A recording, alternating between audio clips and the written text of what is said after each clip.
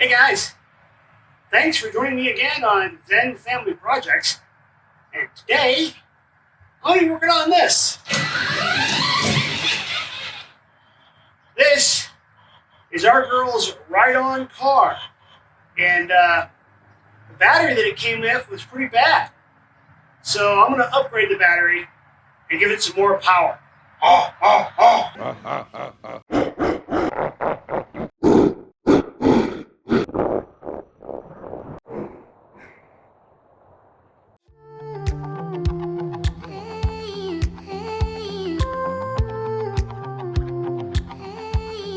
For the girl's birthday this year, Grandma and Grandpa got them this ride-on car. Now, they got it from Walmart. It's a third-party seller. Basically, it's like a Chinese ride-on vehicle, but most of them are anymore. And but it's a nice one. It came with music and four-wheel drive, and it's got a 24-volt system instead of 12 volts, so it ought to run pretty well. And it came with this mass-market Chinese 24 volt 7 amp hour battery. And it's from Longway, which I don't recognize the name, but that's where it's from. So we got this. The girls were all excited. We put it together, got out here in the yard, got it turned on, and it ran for 5 minutes, maybe. And it had a bunch of other problems too. So take a look.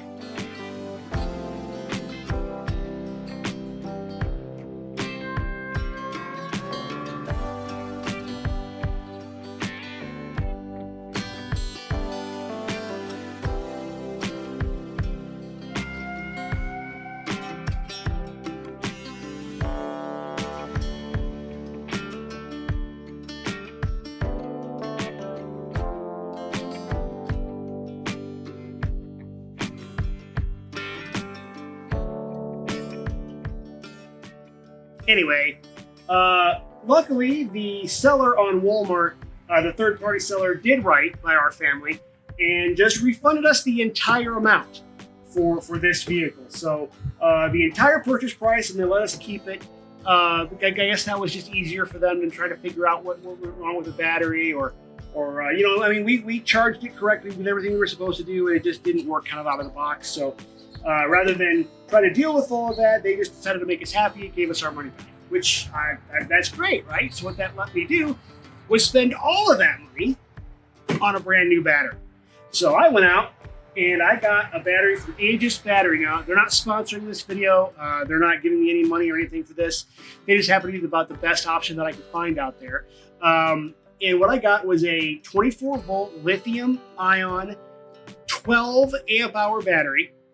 And I figured, if that battery didn't fix the problems with the vehicle, then nothing was going to. And I went ahead and got that swapped out, and the difference is night and day. It's a lot of fun. The girls haven't worn the battery out yet. So what I mean by that is that they haven't driven it enough to where this dies before they're done playing with it, which is fantastic. And they have a lot of fun with it. So this video isn't really a how-to. It's super simple. You just get the new battery, take the leads off, pop the new leads on.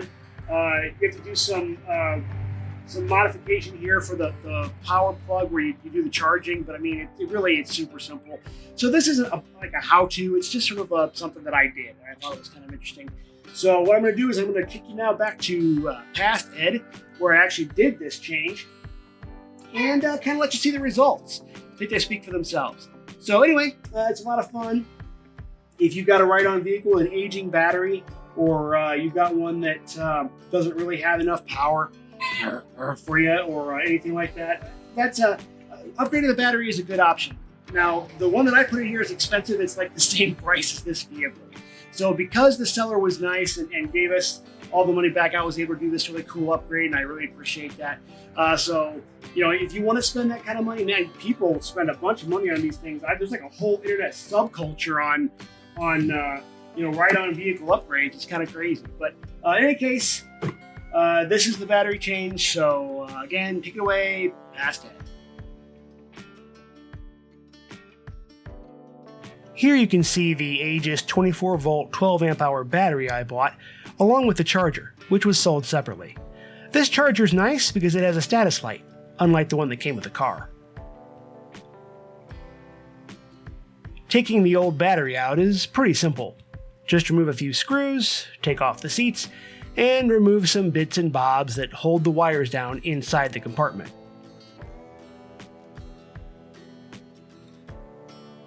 Unplugging the old battery is simple too. Just unplug it.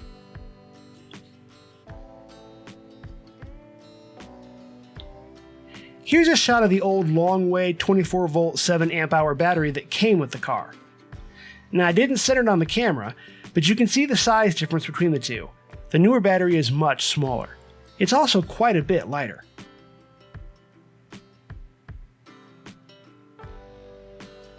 Luckily, it easily fit into the spot for the old battery. I had to drill a hole in the seat pan to run the new charging cable through. The new battery has a different connection than the old one, but I didn't want to cut the old wires out, so I just plonked the new cable through the hole with a rubber grommet and some shoe goo. I love that stuff. I purchased a spade connector terminal for the new battery, so I could just plug it right into the existing wires. I could have also cut and spliced without buying the connector, but it was worth it to save the hassle.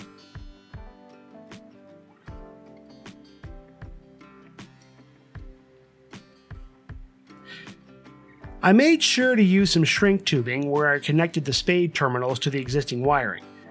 I wanted to be sure the connections were watertight and that no metal touched and caused a short.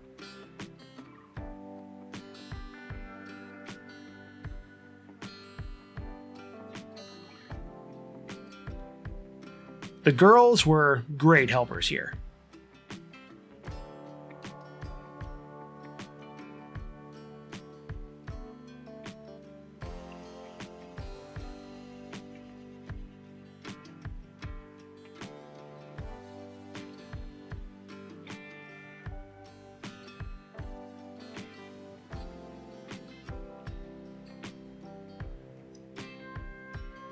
Now I put a piece of packing foam in the battery area to keep things tight since the new battery is so much smaller.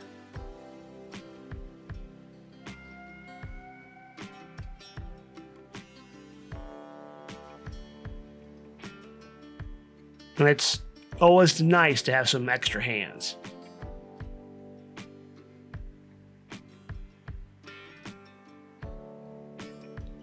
And all that's left now is to button everything up.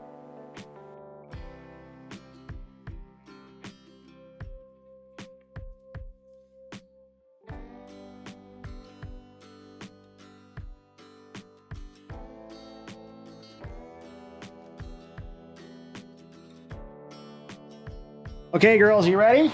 Yeah. All right, start your engine.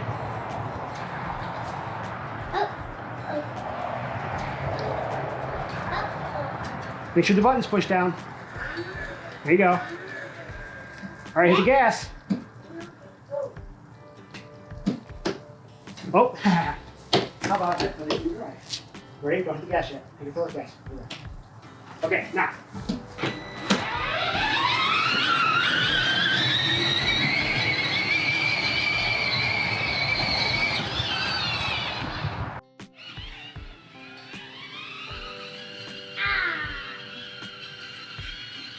Don't hit the tree! Don't hit the tree!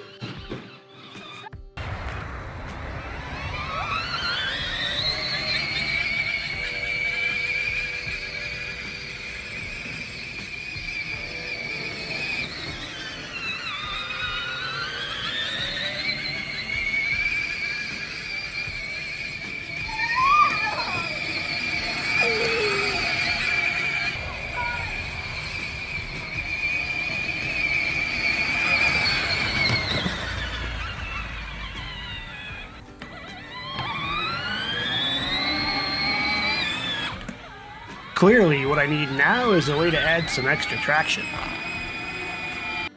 I hope you guys enjoyed that as much as I enjoyed doing the upgrade, and as much as my kids enjoyed riding around in their new car. Yeah, it was a lot of fun, super simple to do, and anything that makes my kids happy makes me happy, so all around super happy. Yeah. So, all right. Thanks, guys. And we will see you next time.